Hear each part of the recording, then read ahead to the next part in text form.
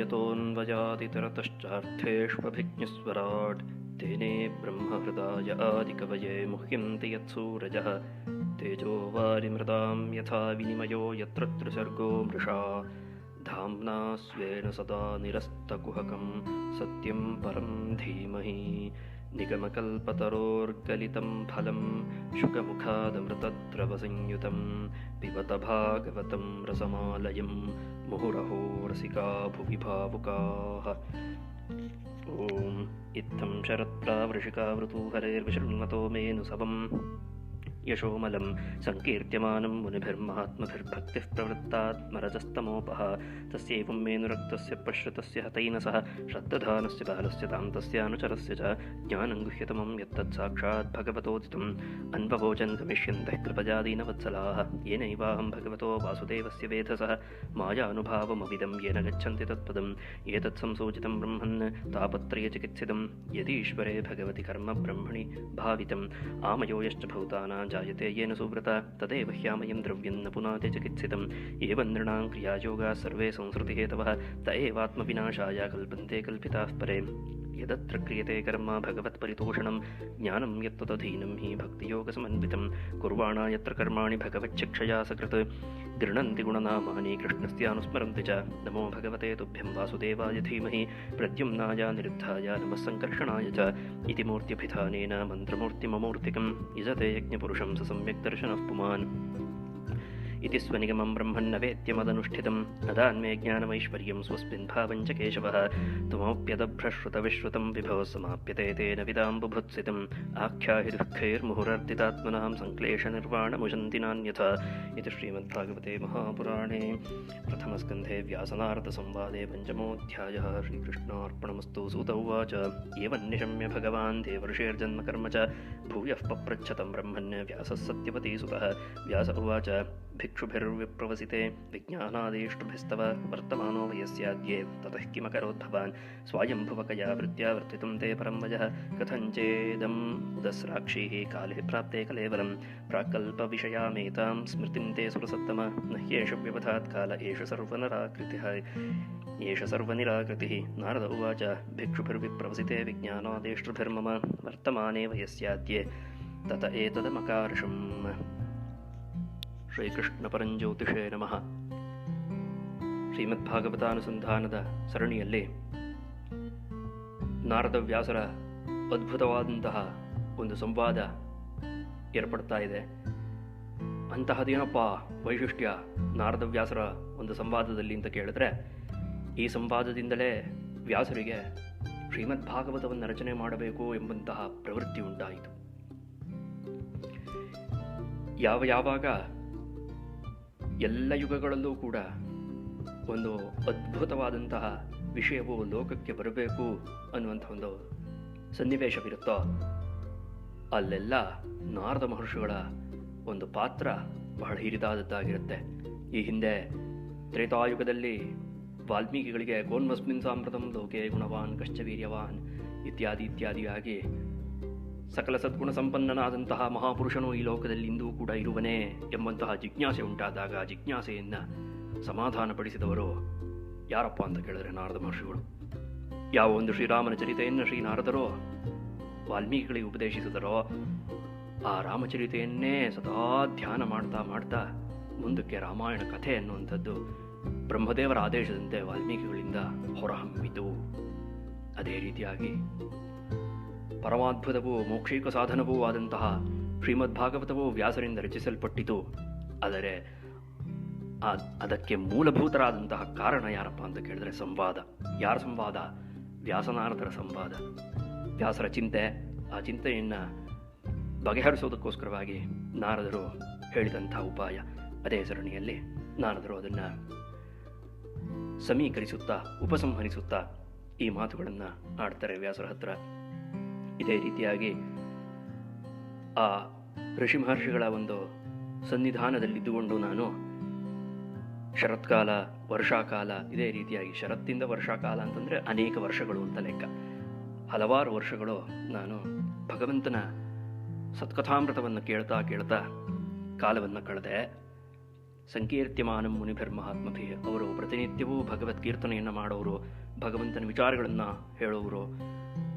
ಆ ಭಗವಂತನ ನಾಮಸ್ಮರಣೆಯೂ ಆಗ್ತಾ ಇತ್ತು, ಭಗವಂತನ ಕಥಾನುಸಂಧಾನವೂ ಆಗ್ತಾ ಇತ್ತು. ಈ ರೀತಿಯಾಗಿ ನಾನು ರಜಸ್ತಮಸ್ಸುಗಳನ್ನು ದಾಟಿ ಸತ್ವೋದ್ರೇಕವನ್ನು ಪಡ್ಕೊಂಡೆ. ಹೀಗಿರುವಾಗ ಯಾವಾಗ ಸತ್ವೋದ್ರೇಕ ಅನ್ನೋದು ಮನುಷ್ಯನಿಗೆ ಉಂಟಾಗುತ್ತೋ ಆ ಕೂಡಲೇ ಸತ್ವೋದ್ರೇಕ ಪ್ರಕಾಶಾನಂದಮಯ ಸಂವಿತ್, ಅದು ಶಾಸ್ತ್ರೀಯವಾದಂತಹ ಸಿದ್ಧಾಂತ, ಅನುಭವೈಕಗಮ್ಯವಾದಂತಹ ವಿಷಯ. ಸತ್ವೋದ್ರೇಕವು ಉಂಟಾಗುತ್ತಿದ್ದ ಹಾಗೆ ರಜಸ್ತಮಸ್ಸುಗಳು ಅಭಿಭೂತವಾಗುತ್ತೆ, ಸೋತು ಹೋಗುತ್ತವೆ. ರಜಸ್ಸು ತಮಸ್ಸುಗಳನ್ನು ಮೆಟ್ಟಿ ಸತ್ವ ಯಾವಾಗ ಮೇಲೆ ನಿಲ್ಲುತ್ತೋ ಆಗ ಜ್ಞಾನ ಪ್ರಾಪ್ತಿಯಾಗತ್ತೆ, ಜ್ಞಾನ ಹೊಳೆಯತ್ತೆ, ಪ್ರಕಾಶಿತವಾಗುತ್ತೆ. ಆ ರೀತಿಯಾಗಿ ನಾರದರು ಹೇಳಿದರು, ಜ್ಞಾನಂ ಗುಹ್ಯತಮಂ ಯತ್ತತ್ ಸಾಕ್ಷಾತ್ ಭಗವತೋದಿತಂ. ಭಗವಂತನೇ ಹೇಳುವಂತಹ ನಾನು ಜ್ಞಾನ ಸ್ವರೂಪಿಯಾಗಿದ್ದೇನೆ, ಅಹಂ ಬ್ರಹ್ಮಾಸ್ಮಿ ಇತ್ಯಾದಿ ಇತ್ಯಾದಿಯಾಗಿ ಹೇಳುವಂತಹ ಯಾವೊಂದು ಜ್ಞಾನಪರಕವಾದಂತಹ ಭಗವಂತನ ಸ್ವರೂಪ ಉಂಟೋ ಅದು ಅನ್ಭವೋಚನ ಗಮಿಷ್ಯಂತ ಕೃಪಯಾ ದೀನವತ್ಸಲಾಹ. ಕಟ್ಟಕಡೆಯದಾಗಿ ಆ ಋಷಿ ಮಹರ್ಷಿಗಳು ಯಾರ ಬಳಿ ನಾನು ದೀರ್ಘಕಾಲ ಇದ್ದು ಚಿಕ್ಕ ವಯಸ್ಸಿನಲ್ಲೇ ಈ ಭಗವದ್ ವಿಚಾರವನ್ನೆಲ್ಲ ಆಸ್ವಾದಿಸಿದನೋ ಆ ಋಷಿ ಮಹರ್ಷಿಗಳು ಪುಣ್ಯಾತ್ಮರು, ಧನ್ಯಾತ್ಮರು, ಮಹಾಪುರುಷರು ತಾವು ತೆರಳುವುದಕ್ಕೂ ಮುಂಚೆ ನನಗೆ ಈ ಜ್ಞಾನವನ್ನು ಉಪದೇಶಿಸಿ ಹೋದರು. ಜ್ಞಾನಾದೇವತು ಕೈವಲ್ಯಂ, ಯಾವ ಜ್ಞಾನವನ್ನು ಪಡ್ಕೊಂಡಾಗ ಮಾತ್ರ ಮೋಕ್ಷ ಅನ್ನೋದು ಸಿದ್ಧಿಯಾಗುತ್ತೋ ಅಂತಹ ಜ್ಞಾನವನ್ನು ನನಗೆ ಉಪದೇಶಿಸಿದರು. ಅದನ್ನೇ ಮುಂದಕ್ಕೆ ನಾರದರು ಹೇಳ್ತಾರೆ, ಏನೈವಾಹಂ ಭಗವತೋ ವಾಸುದೇವಸ್ಯ ವೇಧಸಃ. ಈ ಕಾರಣದಿಂದಲೇ ಭಗವಂತನ ಒಂದು ಮಾಯಾನುಭಾವಂ ಅವಿದಂ, ಅವನ ಮಾಯೆಯ ಪ್ರಭಾವವೆಂಥದ್ದು. ಅನುಭಾವ ಅರ್ಥಾತ್ ಮಾಯೆಯಿಂದ ಉಂಟಾದಂತಹ ಪ್ರಪಂಚ ಅಂತ ಲೆಕ್ಕ. ವಿಭಾವಾನುಭಾವ ವ್ಯಭಿಚಾರಿ ಅನ್ನಬೇಕಿದ್ರೆ ಅನುಭಾವ ಅಂತಂದರೆ ಲೋಕದಲ್ಲಿ ಯಾವುದನ್ನು ಕಾರ್ಯ ಅಂತ ಕರಿತೀವ್ಯೋ ಅದನ್ನು ಕಾವ್ಯದಲ್ಲಿ ಅನುಭಾವ ಅಂತ ಕರೀತಾರೆ. ಅದೇ ಪದ ಇಲ್ಲೂ ಕೂಡ ಮಾಯಾನುಭಾವ, ಅನುಭವ ಅಲ್ಲ ಅನುಭಾವ, ಮಾಯೆಯ ಅನುಭಾವ. ಮಾಯೆಯಿಂದ ಉಂಟಾಗತಕ್ಕಂತಹ ಎಲ್ಲ ಕಾರ್ಯಗಳೇನಿದೆಯೋ ಆ ಮಾಯಾನುಭಾವವನ್ನು ನಾನು ಅರಿತೆ, ಅವಿದಂ ತಿಳಿದುಕೊಂಡೆ. ಯಾವಾಗ ತಿಳ್ಕೊಂಡೆ ಅಂತ ಕೇಳಿದ್ರೆ ಯಾವಾಗ ಆ ಜ್ಞಾನ ಉಂಟಾಗುತ್ತೋ ಆಗ ಮಾತ್ರ ಮಾಯೆಯಿಂದ ಆಗಿರುವಂತಹ ಎಲ್ಲ ಜ್ಞಾನಗಳು ಕೂಡ ತಿಳಿದು ಬರುತ್ತೆ ಅಂತ ಲೆಕ್ಕ. ಹಾಗಾಗಿಯೇ ಆ ಪರಂಜ್ಯೋತಿಯ ದರ್ಶನವಾದಾಗ, ಪರಮಾತ್ಮನ ಸಾಕ್ಷಾತ್ಕಾರವಾದಾಗ, ಪರಬ್ರಹ್ಮ ಸಾಕ್ಷಾತ್ಕಾರವಾದಾಗ ಯಸ್ಸರ್ವಜ್ಞಸ್ಸ ಸರ್ವವಿದು ಅನ್ನುವಂಥ ಒಂದು ಸ್ಥಿತಿ ಏರ್ಪಡುತ್ತೆ. ಯಾವುದೊಂದನ್ನು ತಿಳಿದುಕೊಂಡರೆ ಎಲ್ಲವನ್ನೂ ತಿಳಿದಂತಾಗುತ್ತೋ ಆ ಸ್ಥಿತಿಗೆ ಏರ್ತಾರೆ ಅಂತ ಲೆಕ್ಕ. ಯಾಕೆ? ಮಾಯಾನುಭಾವ ಅನ್ನುವಂಥದ್ದು ಜ್ಞಾನ ಸಿಕ್ಕಿದಾಗ ಮಾತ್ರ ಉಂಟಾಗುತ್ತೆ ಅಂತ ಲೆಕ್ಕ. ಅದನ್ನು ಹೇಳಿ ಏನಗಚ್ಚಂತೆ ತತ್ಪದಂ. ಹಿಂದೆ ಕೃಷ್ಣನು ಗೀತೆಯಲ್ಲಿ ಏನನ್ನು ಜ್ಞಾಪಿಸ್ಕೊಂಡಿದ್ನೋ ಅದೇ ಮಾತು, ಅನುಭವ ವೇದ್ಯವಾದದ್ದು. ಇಲ್ಲಿ ಅದಕ್ಕೆ ಪ್ರಮಾಣವೂ ಕೂಡ ಇದೆ. ನಾರದರ ಅನುಭವವೇ ಪ್ರಮಾಣ. ಭಗವಂತನನ್ನು ಸತಪ್ರತಾಕಾಲವೂ ಅವರು ಅನುಸಂಧಾನ ಮಾಡಿದ್ದರ ಕಾರಣದಿಂದ ಮಾಯೆಯನ್ನು ದಾಟಿದ್ರು. ಇಲ್ಲ ಅಂದರೆ ಮಾಯೆಯನ್ನು ದಾಟುವುದುಂಟೆ, ಅಸಾಧ್ಯ ಅಂತ ಲೆಕ್ಕ. ಏತತ್ ಸಂಸೂಚಿತಂ ಬ್ರಹ್ಮಣ್ಯ ತಾಪತ್ರಯ ಚಿಕಿತ್ಸಿತಂ. ಇದು ಅತ್ಯಂತ ಮುಖ್ಯವಾದಂತಹ ಒಂದು ಭಾಗ, ಒಂದು ಶ್ಲೋಕ. ಶ್ರೀಮದ್ ಭಾಗವತದಲ್ಲಿ ಇಂತಹ ಮುತ್ತುಗಳು, ಇಂತಹ ರತ್ನಗಳು ಹಲವಾರು ಇವೆ.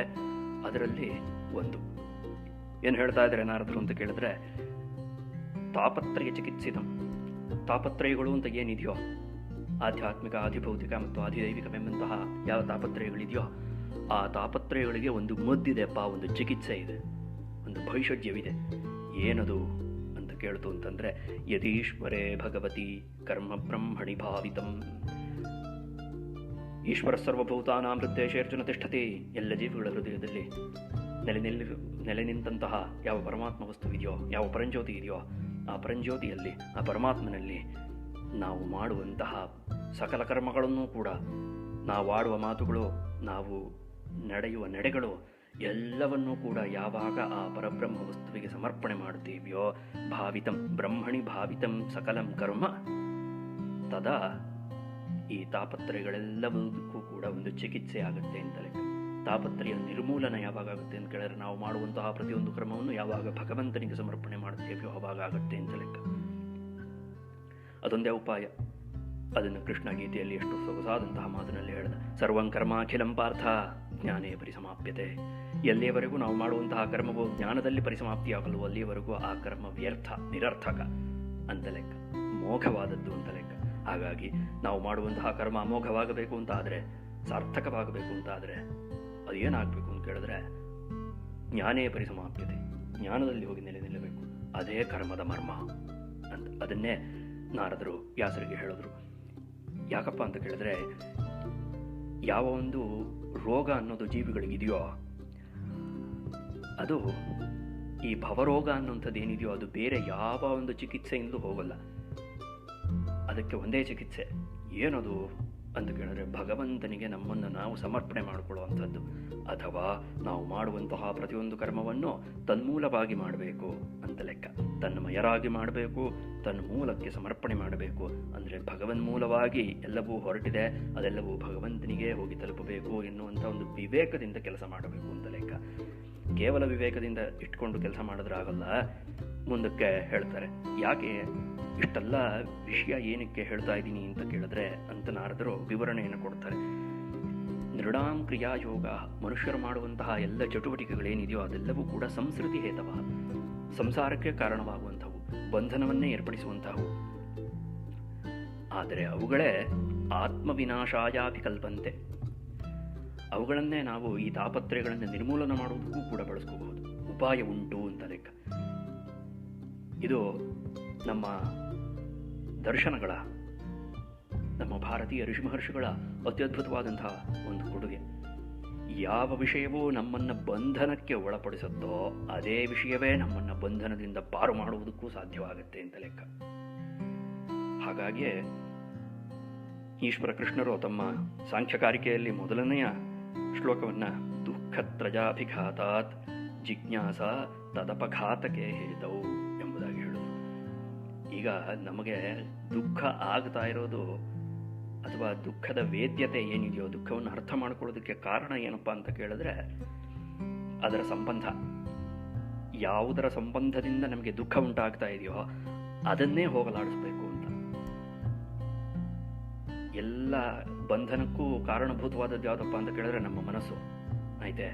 ಆದರೆ ಯೋಗ ಚಿತ್ತವೃತ್ತಿ ನಿರೋಧ, ಅದೇ ಚಿತ್ತವೃತ್ತಿಯನ್ನು ನಿರೋಧ ಮಾಡಬೇಕು. ಯಾವ ಚಿತ್ತವೃತ್ತಿಗಳನ್ನು ನಿರೋಧ ಮಾಡುದು ಅಂತಾದರೆ ಆಗ ಇನ್ನು ಉಳಿದಂತಹ ವೃತ್ತಿಗಳು ಚಿತ್ತದಲ್ಲಿ, ಮನಸ್ಸಿನಲ್ಲಿ, ಅಂತಃಕರಣದಲ್ಲಿ ಇರುವಂತಹ ಯಾವ ವೃತ್ತಿಗಳು ಮೇಲೆದ್ದೋ ಅದು ನಮಗೆ ಮೋಕ್ಷವನ್ನು ದೊರಕಿಸಿಕೊಡುತ್ತೆ ಎಂಬಂಥ ಒಂದು ವಿಜ್ಞಾನ, ಈ ರೀತಿಯಾದಂಥ ಒಂದು ವಿವೇಕವಿದೆ. ಅದಕ್ಕೋಸ್ಕರ ನಾರದರು ಹೇಳ್ತಾರೆ, ತ ಏವಾತ್ಮ ವಿನಾಶಾಯ ಕಲ್ಪಂತೆ. ಯಾವಾಗ ಅಂತ ಕೇಳಿದ್ರೆ ಪರೇ ಕಲ್ಪಿತಾ, ಪರೇ ಬ್ರಹ್ಮಣಿ ಇತ್ಯರ್ಥ.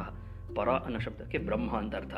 ಆ ಬ್ರಹ್ಮವಸ್ತುವಿಗೆ ಎಲ್ಲವನ್ನೂ ಕಲ್ಪಿತಾ, ಸಮರ್ಪಣೆ ಮಾಡಿದಾಗ ಮಾತ್ರ ಯಾವ ಯಾವ ಕರ್ಮಗಳನ್ನು ಮಾಡುವುದರಿಂದ ಸಂಸಾರದಲ್ಲಿ ಬಂಧನ ಅನ್ನೋದು ಉಂಟಾಗುತ್ತೋ ಅದೇ ಕರ್ಮಗಳು ಒಂದು ವೇಳೆ ನಾವು ಭಗವಂತನಿಗೆ ಸಮರ್ಪಣೆ ಮಾಡಿಬಿಡ್ತು ಅಂತ ಆದರೆ ಅದು ಮೋಕ್ಷಕ್ಕೆ ಕಾರಣವಾಗುತ್ತೆ ಅಂತ ಇನ್ನೂ ಸ್ಪಷ್ಟಪಡಿಸ್ತಾರೆ ನಾರದರು.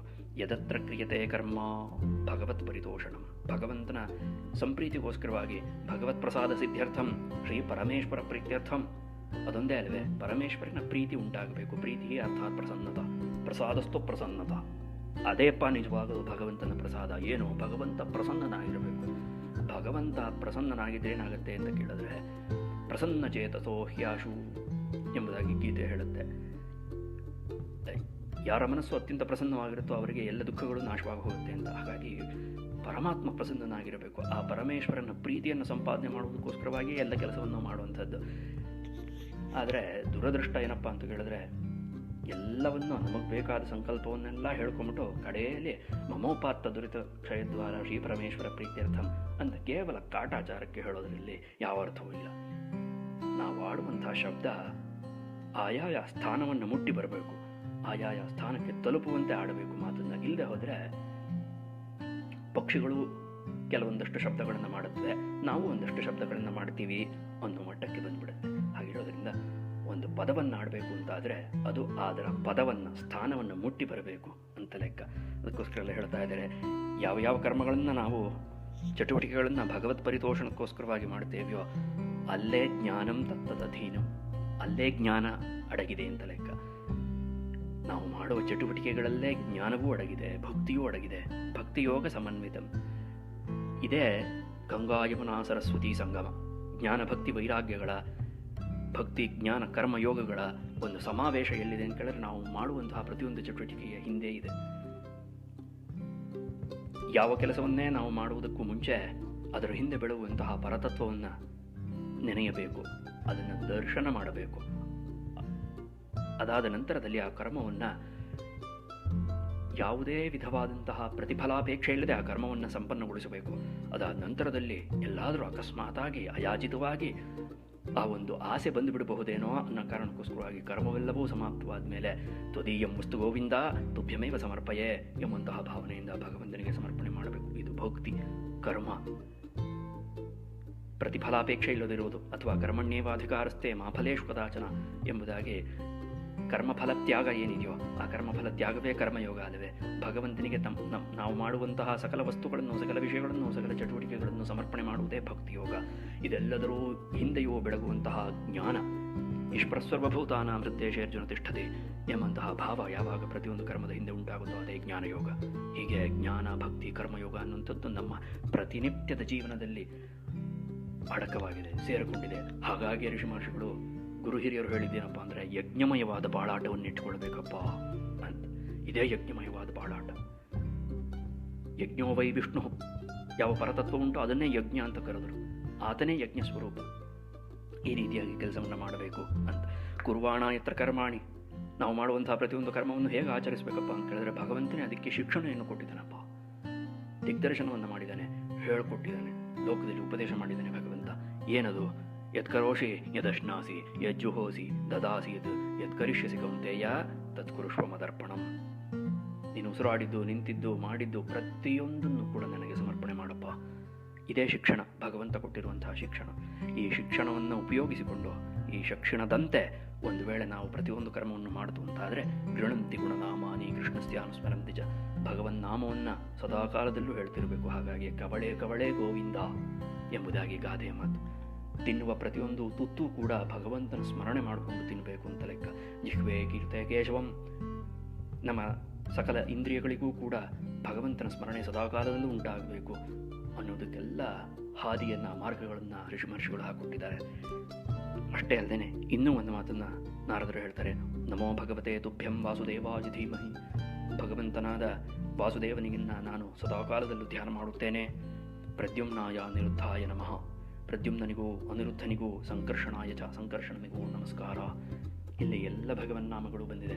ಇದರಲ್ಲೂ ವಿಶೇಷವಾಗಿ ಪ್ರದ್ಯುಮ್ನ, ಅನಿರುದ್ಧ, ಸಂಕರ್ಷಣ, ವಾಸುದೇವ ಅನ್ನುವಂಥವರು ಭಗವಂತನ 4 ಪ್ರಮುಖ ಶಕ್ತಿಗಳು. ಆ ಪ್ರಮುಖ ಶಕ್ತಿಗಳನ್ನು ಕೂಡ ಇಲ್ಲಿ ಹೇಳಲಾಗಿದೆ. ಇದೇ ಶ್ರೀಮದ್ ಭಾಗವತದ ಮಹಿಮೆ. ನಾರಾಯಣಾಯ ವಿದ್ಮಹೇ ವಾಸುದೇವಾಯ ಧೀಮಹಿ ತನ್ನೋ ವಿಷ್ಣು ಪ್ರಚೋದಯಾತ್ ಎಂಬಂತಹ ವೇದ ಮಂತ್ರವನ್ನು ಎಲ್ಲರೂ ಹೇಳಲಿಕ್ಕಾಗದೆ ಹೋದರೂ, ಎಲ್ಲರಿಗೂ ಹೇಳೋದಕ್ಕೆ ಬೇಕಾದಂತಹ ಅಧಿಕಾರ ಸಂಪತ್ತು ಇಲ್ಲ ಅನ್ನೋ ಕಾರಣಕ್ಕೋಸ್ಕರಲೇ ಈ ಮಂತ್ರವನ್ನು ಹೇಳಿದ್ರೆ ಆ ಮಂತ್ರದಲ್ಲಿ ಯಾವ ಯಾವ ವಿಷಯವನ್ನು ಋಷಿ ಮಹರ್ಷಿಗಳು ಇಟ್ಟಿದ್ದಾರೋ ಆ ವಿಷಯ ಈ ವಾಕ್ಯದಲ್ಲಿ ಇಲ್ಲಿವೆ, ಆ ಭಾವ ಇದರಲ್ಲಿಲ್ವೇ. ಹಾಗಾಗಿ ವೇದಾರ್ಥದಿಂದ ಯಾವ ಜೀವಿಯನ್ನು ವಂಚಿತರನ್ನಾಗಿ ಮಾಡಿಲ್ಲ ನಮ್ಮ ಮಹರ್ಷಿಗಳು. ಇದೊಂದು ತಪ್ಪು ಕಲ್ಪನೆ, ಭ್ರಮೆ, ಬುದ್ಧಿಭೇದವನ್ನು ಉಂಟು ಮಾಡಿರುವಂಥದ್ದು ಸಮಾಜದಲ್ಲಿ ಅಷ್ಟೇ. ಹಾಗಿರೋದ್ರಿಂದ ನಮೋ ಭಗವತೆ ತುಭ್ಯಂ ವಾಸುದೇವಾಯ ಧೀಮಹಿ ಪ್ರದ್ಯುಮ್ನಾಯ ನಿರುದ್ಧಾಯ ನಮಃ ಸಂಕರ್ಷಣಾಯ ಚ. ಈ ರೀತಿಯಾಗಿ ಭಗವಂತನ ಮೂರ್ತಿಗಳನ್ನು ಸ್ಮರಣೆ ಮಾಡಿಕೊಳ್ಬೇಕು. ಯದ್ಯಪಿ ಆತ ಅಮೂರ್ತಿಕ, ಯಾವುದೇ ಮೂರ್ತಿ ಇಲ್ಲ, ಹಾಗಿದ್ರೂ ಅವನನ್ನು ಮೂರ್ತಿಯ ರೂಪದಲ್ಲಿ ಸ್ಮರಣೆ ಮಾಡಿಕೊಂಡು ಯಜತೆ ಯಜ್ಞಪುರುಷ, ಅವನೇ ಯಜ್ಞಪುರುಷ, ಅವನೇ ಯಜ್ಞಪುರುಷ, ಎಲ್ಲವೂ ಅವನೇ. ಅವನನ್ನು ಯಜತೆ ನಮ್ಮ ನಾಮಯಜ್ಞದಿಂದಲೂ ಆಯ್ತೆ ಯಜ್ಞಮಯವಾದ ಬಾಳಾಟದಿಂದ ಭಗವಂತನನ್ನು ಸಂತೃಪ್ತಿಪಡಿಸುವಂಥದ್ದು ಅಂತ. ಆಗ ಸಮ್ಯಕ್ ದರ್ಶನ ಮಾನ್, ಸಮ್ಯಕ್ ಎಂಬಂತಹ ಒಂದು ಪದಾರ್ಥವೇನಿದೆಯೋ, ಬ್ರಹ್ಮತತ್ವವೇನಿದೆಯೋ ಅದರ ದರ್ಶನ ಅನ್ನುವಂಥದ್ದು ಉಂಟಾಗುತ್ತೆ. ಇಮಂ ಸ್ವನಿಗಮಂ ಬ್ರಹ್ಮನ್ ಅವೇತ್ಯ ಮದನುಷ್ಠಿತಂ. ಇದೆಲ್ಲವನ್ನೂ ಕೂಡ ನಾನು ಸ್ವಂತ ಆಚರಣೆ ಮಾಡಿ ಅದಾನ್ಮೇ ಜ್ಞಾನಮೈಶ್ವರ್ಯಂ ಸ್ವಸ್ಮಿನ್ ಭಾವಂಚ ಕೇಶವ, ಇದನ್ನು ಗಮನಿಸಿದಂತಹ ಭಗವಂತ ಆತನೇ ನನಗೆ ಈ ಪರಮ ಪವಿತ್ರವಾದಂತಹ ಜ್ಞಾನವನ್ನು, ನಹಿ ಜ್ಞಾನೇನ ಸದೃಶಂ ಪವಿತ್ರಮಿಹ ವಿದ್ಯತೆ. ಲೋಕದಲ್ಲಿ ಯಾವುದಾದ್ರೂ ಅತ್ಯಂತ ಪವಿತ್ರತಮವಾದಂತಹ ವಿಷಯ ಯಾವುದಾದ್ರೂ ಇದೆ ಅಂತ ಆದರೆ ಅದು ಜ್ಞಾನ ಒಂದೇ. ಗೀತೆಯಲ್ಲಿ ಕೃಷ್ಣನೇ ಹೇಳ್ತಾನೆ, ನಹಿ ಜ್ಞಾನೇನ ಸದೃಶಂ ಪವಿತ್ರಮಿಹ ವಿದ್ಯತೆ. ಜ್ಞಾನೇನ ಸದೃಶಂ ಪವಿತ್ರಂ ಇಹ ನ ವಿದ್ಯತೆ. ಸಿದ್ಧಾಂತ. ಜ್ಞಾನಕ್ಕೆ ಸದೃಶವಾದಂತಹ ಪವಿತ್ರತಮವಾದ ವಸ್ತು ಲೋಕದಲ್ಲೇ ಇಲ್ಲ. ಅಂತಹ ಪವಿತ್ರತಮವಾದ ವಸ್ತುವನ್ನು ಭಗವಂತ ಕರುಣಿಸ್ತಾನೆ ಅಂತ ಲೆಕ್ಕ. ಹಾಗಾಗಿ ನಾರದರು ವ್ಯಾಸರಿಗೆ ಹೇಳ್ತಾರೆ, ನೀನು ಕೂಡ ಆ ಭಗವಂತನ ಗುಣಸಂಕೀರ್ತನೆಯನ್ನು ಮಾಡಪ್ಪ, ಆಗ ಮಾತ್ರ ನಿನ್ನ ಚಿಂತೆ ಅನ್ನೋದು ಪರಿಹೃತವಾಗತ್ತೆ. ಎಂಬುದಾಗಿ ಹೇಳುತ್ತಾರೆ. ಇಲ್ಲಿಗೆ ಶ್ರೀಮದ್ ಭಾಗವತದ ಪ್ರಥಮ ಸ್ಕಂಧದ 5ನೇ ಅಧ್ಯಾಯವು ಮಂಗಳವಾಗುತ್ತೆ. ಮುಂದಕ್ಕೆ ವ್ಯಾಸರು ಇನ್ನೂ ಕೆಲವು ಪ್ರಶ್ನೆಗಳನ್ನು ನಾರದರನ್ನು ಕೇಳ್ತಾರೆ. ಏನಪ್ಪ ಅಂತ ಕೇಳಿದ್ರೆ, ಆ ಋಷಿ ಮಹರ್ಷಿಗಳ ಬಳಿ ನೀನು ಚಿಕ್ಕ ವಯಸ್ಸಿನಲ್ಲಿ ಇದ್ದೆ ಅಂತ ಹೇಳಿದಿಲ್ಲಪ್ಪ, ಅವರು ನಿನಗೆ ಉಪದೇಶವನ್ನು ಮಾಡಿ ಹೋದ ನಂತರದಲ್ಲಿ ನೀನು ಅಷ್ಟು ಬಾಲ್ಯದಲ್ಲಿ ಏನು ಮಾಡಿದೆ, ಮುಂದಕ್ಕೆ ಏನು ಮಾಡಿದೆ, ಅವರುಗಳು ತಮ್ಮ ಜಾಗಕ್ಕೆ ಹಿಂತಿರುಗಿದ ನಂತರದಲ್ಲಿ ನೀನು ಏನು ಮಾಡಿದೆ ಇತ್ಯಾದಿಯಾಗಿ ಈ ಹಿಂದಿನ ಜನ್ಮದಲ್ಲಿ ನಡೆದಂತಹ ವೃತ್ತಾಂತವನ್ನು ಅರಿತು ತಿಳಿಸೋದಕ್ಕೆ ಯಾರ ಕೈಲಾದರೂ ಸಾಧ್ಯ ಇದೆ ಈ ಲೋಕದಲ್ಲಿ ಅಂತಾದರೆ ನಿನ್ನ ಕೈಲಿ ಮಾತ್ರ. ಹಾಗಾಗಿ ಈ ಮಾತನ್ನು ಕೇಳ್ತಾ ಇದ್ದೀನಿ. ಹೇಗೆ ನೀನು ನಿನ್ನ ಜೀವನವನ್ನು ಯಾಪನೆ ಮಾಡಿದೆ, ಅಲ್ಲಿಂದ ಮುಂದಕ್ಕೆ ಕಡೆಗಾಲದಲ್ಲಿ ನೀನು ಹೇಗೆ ಮೋಕ್ಷವನ್ನು ಪಡ್ಕೊಂಡೆ, ಇದೆಲ್ಲವನ್ನೂ ಕೂಡ ನನಗೆ ನೀನು ವಿಸ್ತಾರವಾಗಿ ತಿಳಿಸು ಎಂಬುದಾಗಿ ವ್ಯಾಸರು ನಾರದರನ್ನು ಕೇಳುತ್ತಾರೆ. ಮುಂದಕ್ಕೆ ನಾರದರು ಈ ಪ್ರಶ್ನೆಗಳಿಗೆ ಉತ್ತರವನ್ನು ಕೊಡ್ತಾರೆ. ಆ ಭಾಗವನ್ನು ನಾಳೆಯ ದಿವಸ ಅನುಸಂಧಾನ ಮಾಡೋಣ. ಧನ್ಯವಾದಗಳು. ಶ್ರೀಕೃಷ್ಣ ಅರ್ಪಣಮಸ್ತು.